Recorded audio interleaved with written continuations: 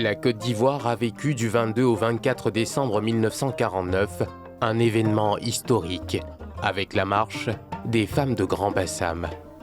Pendant 3 jours, plus de 4000 femmes venues de toute la Côte d'Ivoire ont convergé vers la prison au quartier France pour réclamer la libération de 8 détenus politiques, membres du Parti démocratique de Côte d'Ivoire, le PDCI, emprisonnés par l'administration coloniale.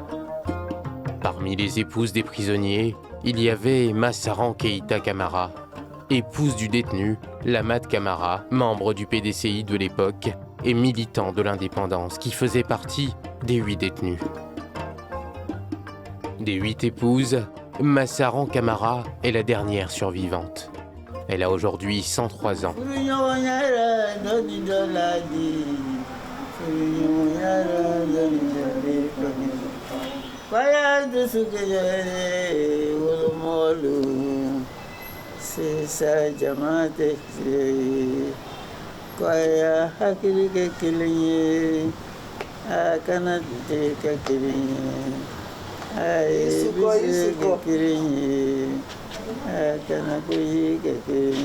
Ce sont les chansons qu'elle chantait quand elle marchait pour se donner du courage. Et cette chanson, elle signifie que la fraternité, c'est ce qu'il y a de mieux sur la terre. Dans une famille, vous devez être unis, vous devez vous aimer les uns les autres. C'est cette fraternité que les femmes ont démontrée en se levant et en allant. Certaines n'étaient absolument pas concernées par le problème de l'emprisonnement des détenus. C'était ni leurs époux, ni leurs frères, mais elles se sont levées par solidarité et par fraternité avec leurs sœurs. Elles les ont accompagnées, elles les ont suivies dans ce mouvement. C'est pour ça qu'elle a chanté cette chanson sur la force de la fraternité. Nous sommes le 24 décembre 2020, jour anniversaire des 71 ans de cette marche. Aminata Traoré, la fille de Massaran Camara, prépare sa mère à vivre cette journée particulière.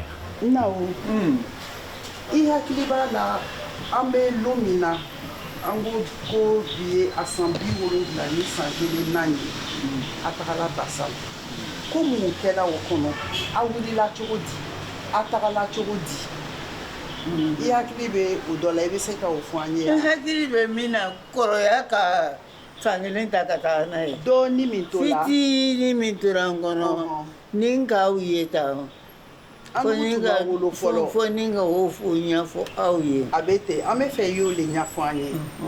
A wulila min kɛ a ka mun de kɛ. U ko ko a tagamana mun de kosɔn a tagamana mobili tun tɛ yen ka taga wa a kɛla cogo di mun de k'a bila tagama na. An sen na. Munna mobili tun tɛ yen ka taa n'a ye yan. Mobili bɛ mɔgɔw bolo dɔ t'an bolo. Dɔ tun t'olu bolo alugu tagama la mais transport tun tɛ yan mobili sarata tun tɛ yen min tun bɛ se k'a ta ka taa Bassam wa. Ni ka bila o ɲɛfɔra ni ka bila o ɲɛfɔra i bɛna kasi an ye o to yen. Des souvenirs douloureux qui, plus de 71 ans plus tard, sont toujours difficiles à raconter.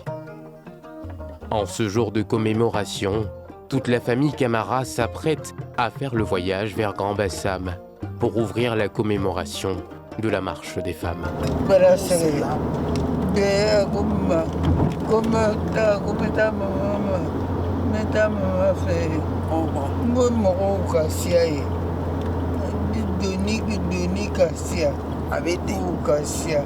Mais waati kelen-kelen no lon kelen-kelen ma fɔ a ye an bɛ tɛ se ka taa lon kelen-kelen na an bɛ ɲɔgɔn ye n'an ka fɔ a ye n'a ka jateminɛ kɛ o la a bɛ sɔrɔ ka na a bɛ ten ala k'a ɲuman d'an ma ka n'an yɛrɛ ɲuman sɔrɔ an bɛ taa la Bassam na an tɔw man jan tugun tɔw bilala an ɲɛ a man jan a man jan sira ɲɛnamaw bɛ yen o fɔlɔ senna tagama tɛ alugu ka sɛgɛn min kɛ o wagati tɛ bi ye fɔlɔ senna tagama mɔ an tun b'a k'an sen an tun b'a k'an sen na o tun ye sɛgɛn ye dɛ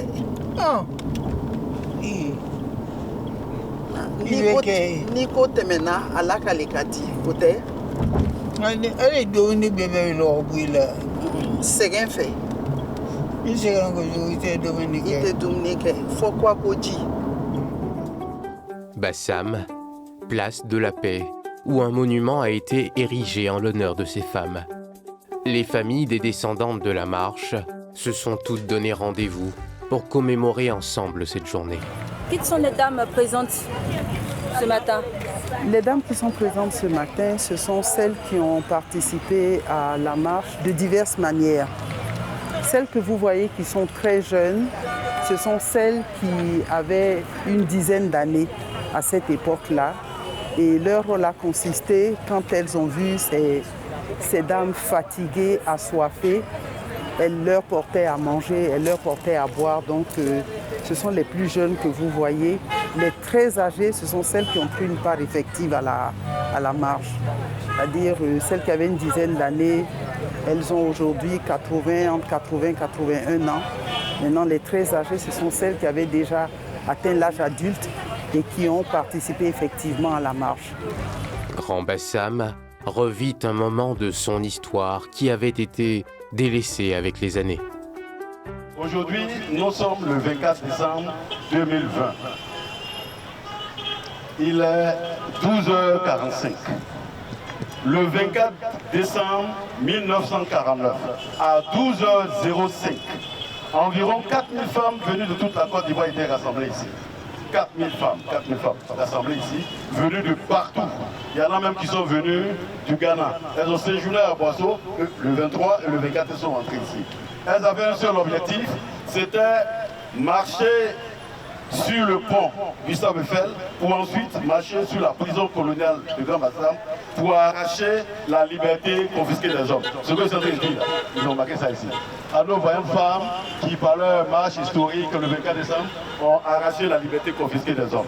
Si ces femmes-là avaient en moyenne 30, 40 ans, c'est-à-dire 70 ans après, elles ont 100, 110 ans, 120 ans. C'est tout à fait logique qu'on ne puisse plus les retrouver souvent. Sauf juste quelques-unes. Parmi les femmes des 8 principaux détenus, toutes sont parties, sauf une seule, Madame Camara. Et je vais vous demander de votre témoigner. Cette commémoration a une signification très particulière pour Aminata.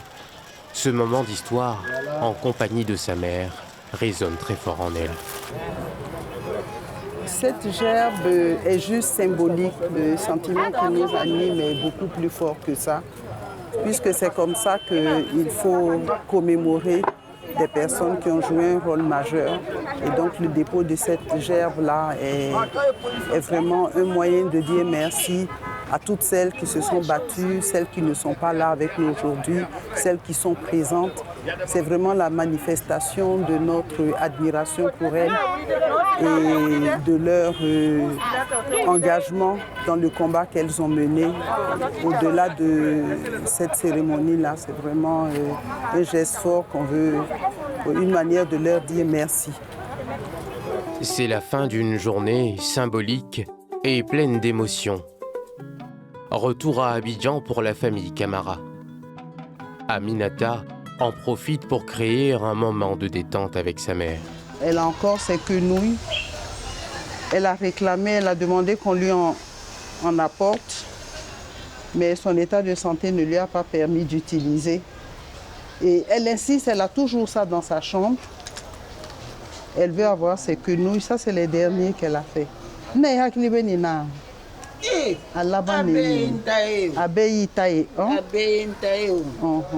Ni blaya ni serinino imaino no serinino imi ya jenekala ni be ya jenekala anini Elle explique en fait comment elle utilise, comment elle se met de l'argile sur la main.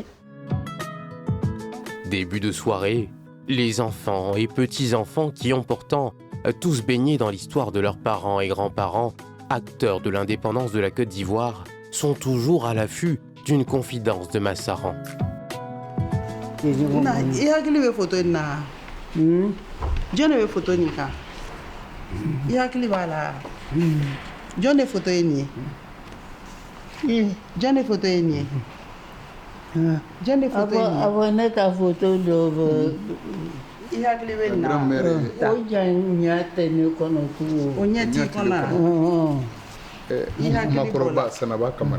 Sanaba Keïta. Et vous êtes la combien de génération?